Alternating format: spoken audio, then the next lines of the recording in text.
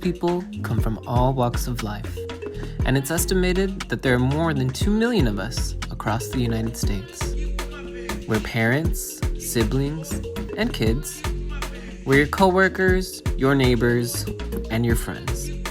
Alongside the increased visibility of trans celebrities like Laverne Cox, Jazz Jennings, or the stars of the hit Netflix series Pose, 3 out of every 10 adults in the US personally know someone who is trans. And as trans people become more visible, we aim to increase understanding of our community among our friends, families, and society. I think that everybody's perception of trans, like people that are not trans, I feel like their perception of trans is someone who's binary and someone who is someone who can pass as a cis person. And I think because of what, cis folks have been shown in popular culture, this is how a trans person should look. I think everybody is always under the assumption that I'm supposed to pass as a bearded cis man, and I'm supposed to act stealth, and I'm supposed to, my voice is supposed to be deeper and things like this. So when people have that, perception in their mind of trans people, and they don't see me like that. So they're like, okay, well, this person obviously is not a man. They look like a masculine woman. So I feel like I'm kind of impacted by how people see trans people and then not considering me as trans.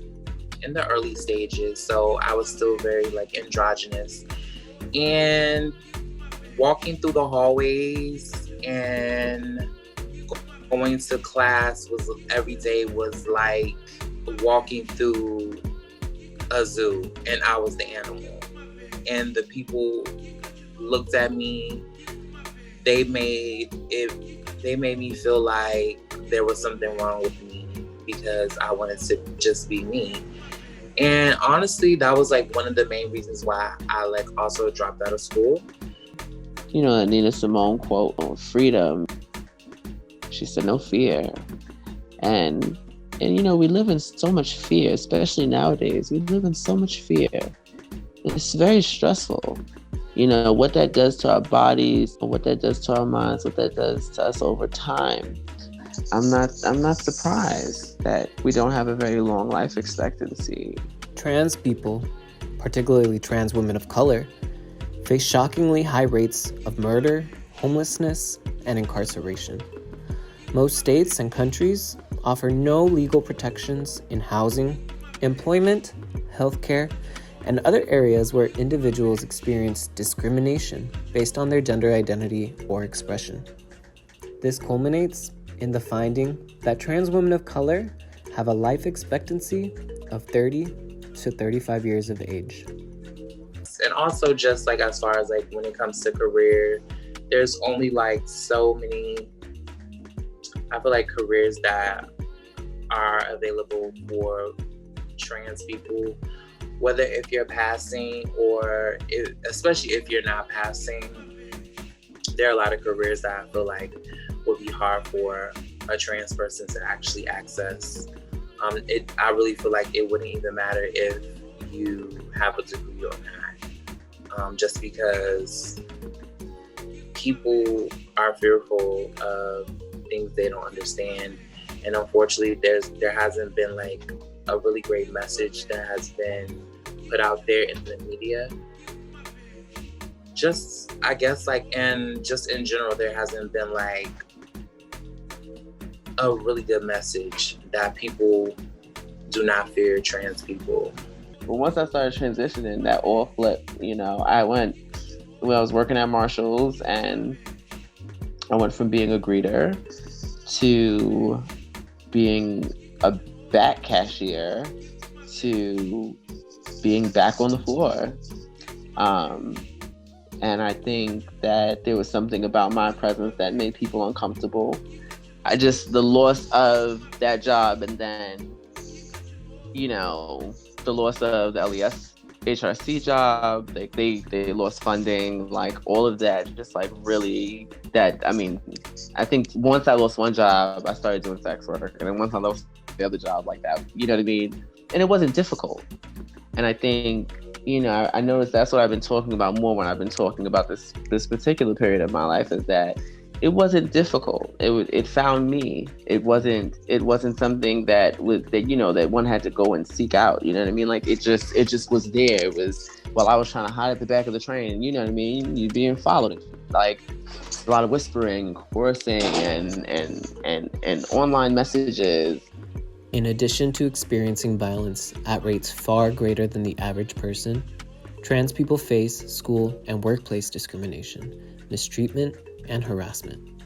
It's estimated that 29% of trans people live in poverty, with unemployment at 3 times the rate of the general public and 4 times the rate for trans people of color. It doesn't affect me because I work for myself, but I guess I just think of like other people that, like what we're just talking about, having to work with people. If there was some kind of, you know, something that like put in more protection for like, you know, like businesses being accountable to, you know, like their actions towards trans people, you know, like there should be some kind of accountability for that. Like if someone's getting fired, if someone's getting misgendered, like if there was something in place, I think that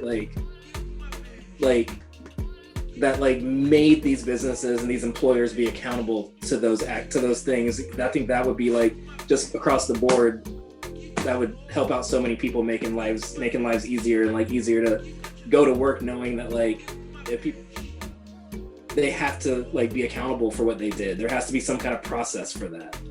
I don't want any carve outs to life because I'm trans or anything like that. I just want to be a man. That's it. Trans people also face barriers getting the quality healthcare they need. Only 40% of trans people report being out to their medical providers. And of those who do make it to the doctor and disclose their gender identity, half report having to teach their medical providers about transgender healthcare needs and appropriate medical care. Not to mention that nearly half of trans people often skip healthcare because of cost, whether it's postponing when sick or injured or avoiding preventative care when they can't afford it. Altogether, 1 in 4, about 28%, report avoiding medical care due to stigmatization and harassment. I feel like I placed my health and any desire that I have to like, you know, move forward with my transition on like this like weird subconscious like hold. Like I'm not really moving forward because people are just really not doing good business, and I really just don't think, I don't know where folks are at. I'm just gonna take care of myself and try to eat right, and I'm gonna go eventually, but I know it's not something I'm looking forward to. Every time I have to find a place to go to, a facility to go to or visit for things medical related or healthcare related, I always have to consider whether or not it's trans friendly, in the sense of will they repeatedly misgender me? Will they just look at me weird? I find myself taking that into consideration a lot. I'm currently having an issue finding a dermatologist that has knowledge about trans people, especially when they're taking hormones, in addition to someone understanding Black skin. So I haven't found a person yet. I've been trying to find Black people, but now I'm concerned about whether or not these Black people are going to be like familiar with me, like a person like being on testosterone, or will they just like look at me, you know, in disgust. It also reminds me of the conversation I was having with someone around in respectability politics. You have to look a certain way in order for people to respect you. You have to fit within this respect, and it's terrible that Black folk really expect the same thing from queer folk and never realizing how queer it actually is to be Black. I think the way people receive and treat trans peoples, if it's not for some sort of desire or sexual something, it's with a yardstick, you know, 6 feet. Nina and Linda speak the truth. Freedom is no fear. And while we dismantle the systemic inequality, severe discrimination, stigma, and rampant disparities we face, it's important to note that visibility in media and popular culture does little to change the material conditions of our well-being. We've researched and facilitated interviews with trans people from across the US to share insights. But trans experiences and narratives are never monolithic. Missing from this compilation are trans immigrants, whose migration intensifies their criminalization in the US. Indigenous people, native to this and other lands, who challenge us to decolonize our relationship to our bodies and our understanding of gender. Or disabled trans people, who face disturbingly complex obstacles to meeting their basic needs and accessing adequate medical care. The time is now to act, not as a passive ally, but as an accomplice, in creating a world where trans people are subjected not just to mere survival, but where we are able to thrive and flourish.